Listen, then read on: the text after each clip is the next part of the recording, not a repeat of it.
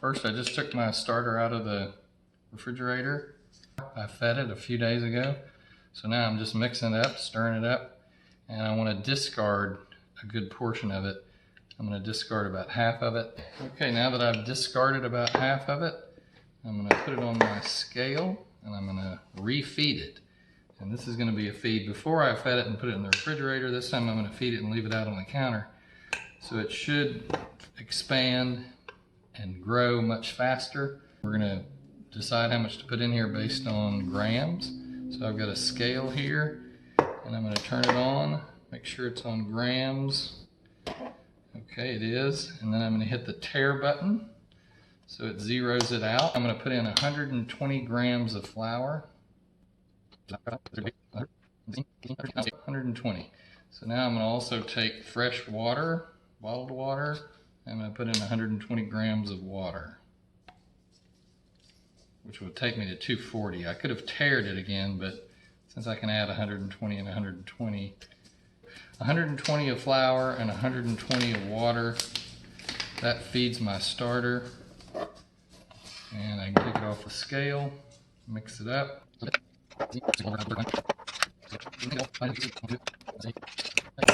Good enough. Get rid of the spoon.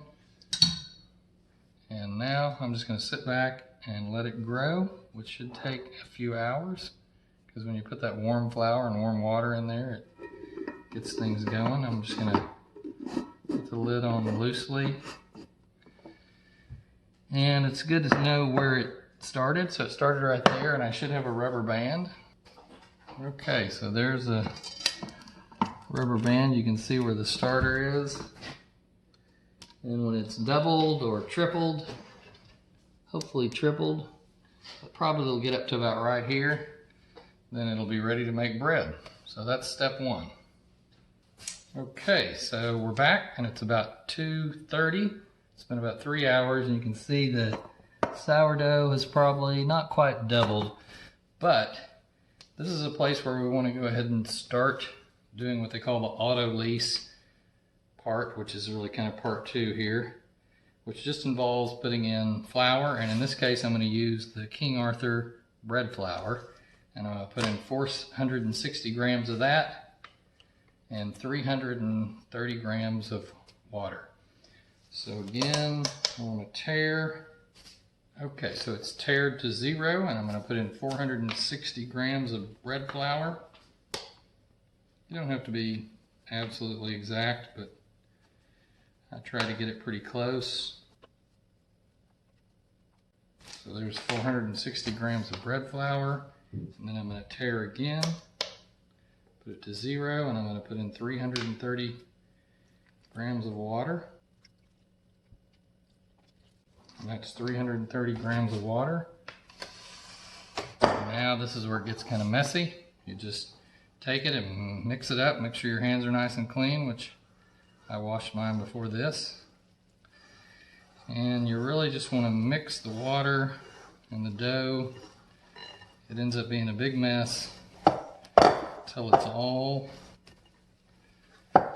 combined. It's not going to be pretty at this point at all. It's just kind of a doughy mess. But the point of the auto lease is that the water and the flour are going to completely the flour is going to completely absorb the water. So we're going to let this sit. And the reason I started it before the sourdough starter is ready is because this needs to sit for at least an hour, and it can sit up to, say, 3 hours. But just want to make sure it's all combined. Like I said, it's a big mess. Just kind of make a ball out of it. We're not really doing anything at this point other than trying to combine the water and the flour. And after it gets into kind of a big ball, again, nothing pretty about it. Just take a piece of saran wrap and cover it. And we're going to let it sit for at least an hour, up to 3 hours.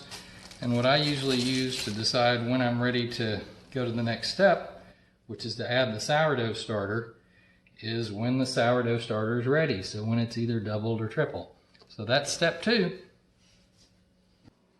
It's been 1.5 hours, so it's about 4 o'clock.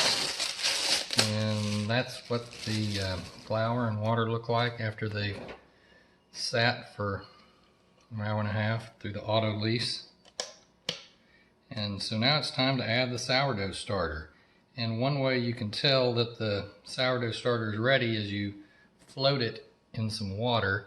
It looks like it's sunk now, but a second ago I did put some of the sourdough starter into the water and it floated. So I know it's ready, and you can also tell by the fact that it's doubled, or almost, not quite tripled, but a little bit more than doubled. So I'm going to tare the scale again, and I'm going to put in 92 grams of sourdough starter. So I just pour it in there and look at the scale.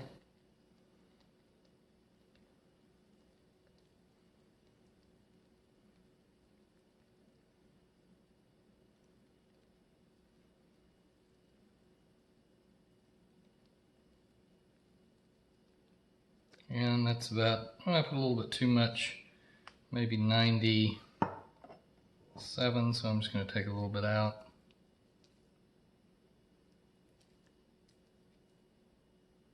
Well, that puts me right about 93. Okay, so now that I have added the sourdough starter, I can just forget about the starter for a while. Put the lid back on that. And then this is where I really want to have my hands wet. So I'm going to wet my hands. And now that I have my hands wet, I'm just going to fold that starter into the dough. And I really don't do it a whole lot. I just go around and fold it until I get all the way around, and you can see the dough is kind of taking on a different texture because that water has been absorbed into the dough. And that's about it. I just take it and work it in there a little bit, fold it in, and it'll take better shape as we go along. But that's about it for now. So that's about the 3rd step, adding in the starter, and then the next step will be to add in some salt. So I'm going to cover it back up, and I'll do that in about 30 minutes, so at about 4:30.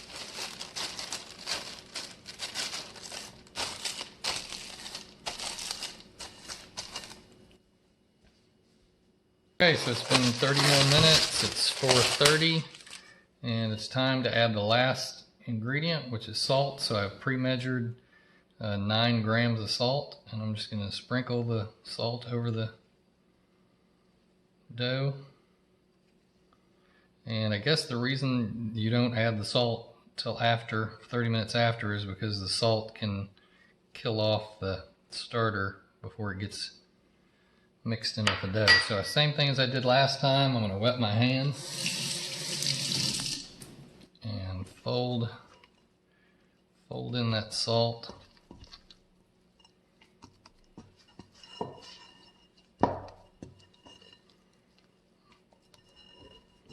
Just going all the way around.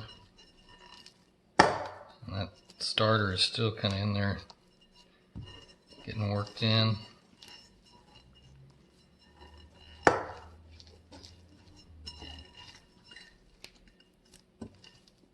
Try to kind of scrape the edges and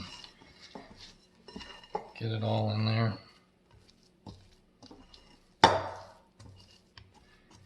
And should be fairly well worked in. I don't spend a whole lot of time with it.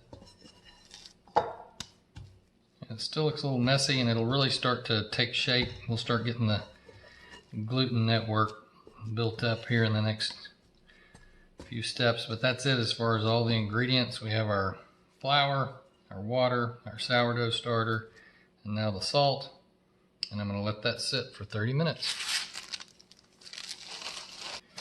Okay, so it's been 30 minutes, about 5 o'clock, and this is where we're going to start trying to kind of have the dough take some shape. If you see all the irregular patterns there, you want all that to be really smooth. So again, I'm going to wet my hands. at this point, I'm just going to pick up the dough with wet hands and kind of dig under it a little bit to make sure it's off the bottom. And then I'm going to let it fall under itself. Flip it around, fall under itself again. Flip it around a quarter of the way, fall under itself, and a quarter of the way.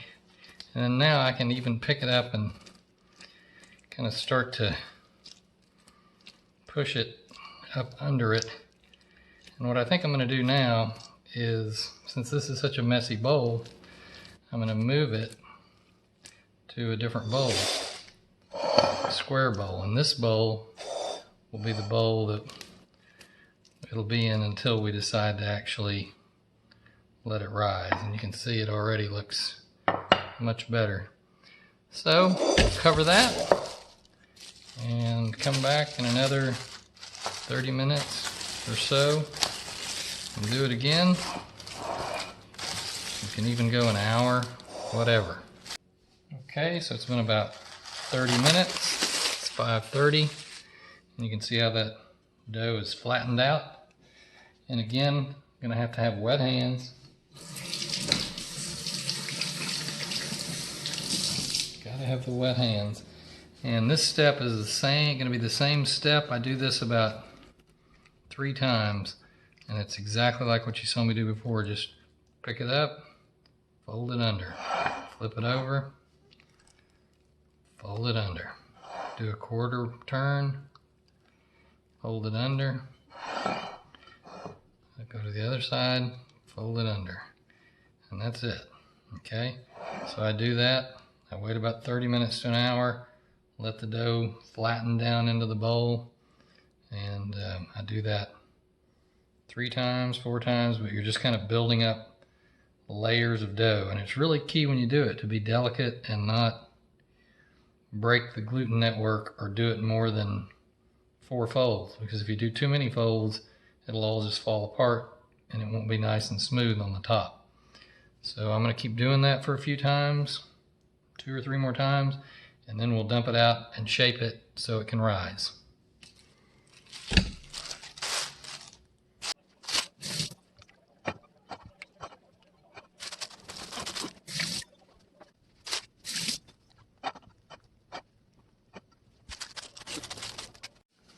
Okay, so this is the banneton, and this is what we're going to put the bread in to let it rise. And the flour, this is rice flour. The bread doesn't, or the dough doesn't stick to rice flour like it does regular flour, so you just put the rice flour in there and coat it really, really well. Okay, so on this final step, we're going to not use wet hands. We're going to use a floured surface. So I'm just going to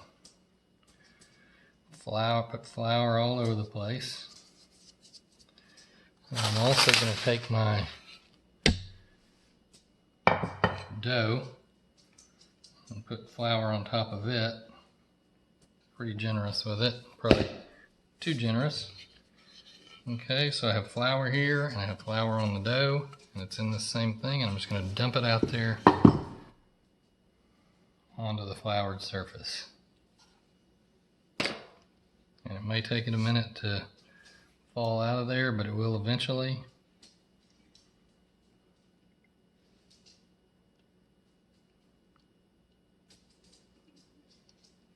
And once it's not sticking to the pan, just take it. There it is. And I just want to make sure I have plenty of flour under it, so I'm going to put a little bit more around it. And then we just take this little tool here and make sure there's plenty of flour on all the surfaces. And now it's time to shape it. So to shape it, I'm just going to take this and put my hands over and pull it over about 2/3 of the way, and then take the other side and pull it all the way over. And then make sure I have plenty of flour under it. And I'm going to start on this end, and I'm just going to roll it all the way. And then tuck the 2 ends tuck the two ends down under. Try not to break the dough. Try not to break this gluten network. And then I just use my hands to kind of rotate it and shape it into a ball. It really doesn't matter what the bottom of it looks like. You want the top to be nice and smooth, but the bottom doesn't really matter. So once I have it shaped into a nice little ball, I take my banneton. There's the banneton. Maybe dump out some of the flour. And I take my little tool and pick it up and flip it in to the banneton. Once it's flipped in there, again, it really doesn't matter what it looks like on the bottom, because when it rises, it'll all flatten out.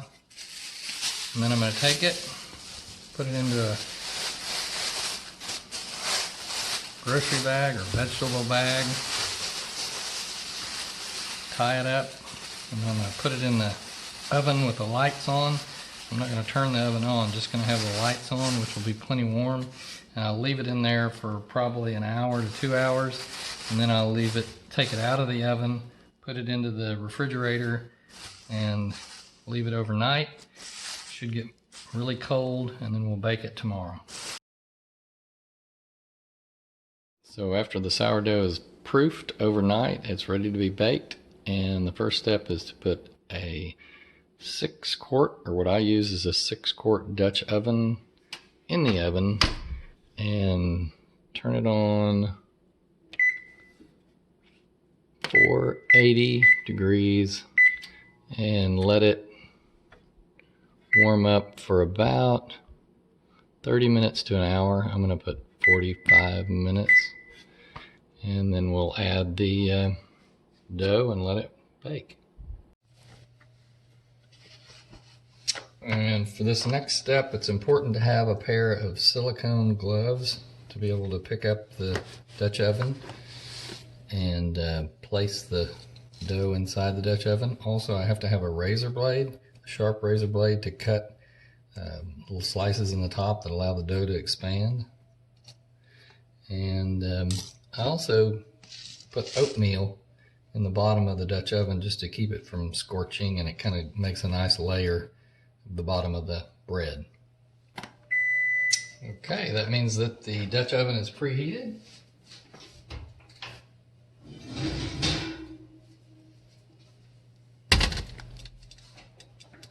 So I have my preheated Dutch oven, my sourdough bread, and I'm going to put a little bit of oatmeal on the bottom of it. And now I'm going to take the sourdough bread and just dump it into my hand and place it into the Dutch oven. And one final step will be to make a nice X-shaped slice, is the way I like to do it, being very careful not to burn myself on the Dutch oven.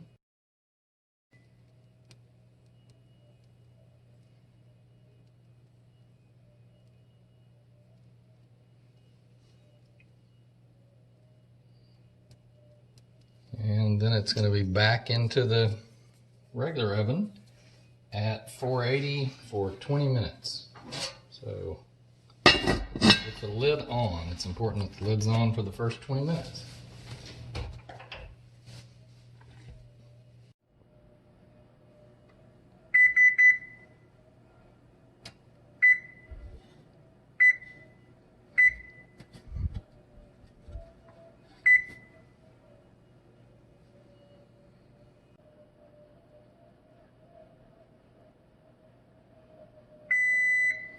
Okay, so that's been 20 minutes at 480. I'm just going to take the lid off. And you can see it's starting to look like a nice loaf of bread. And lower the temperature to 450. And then this time,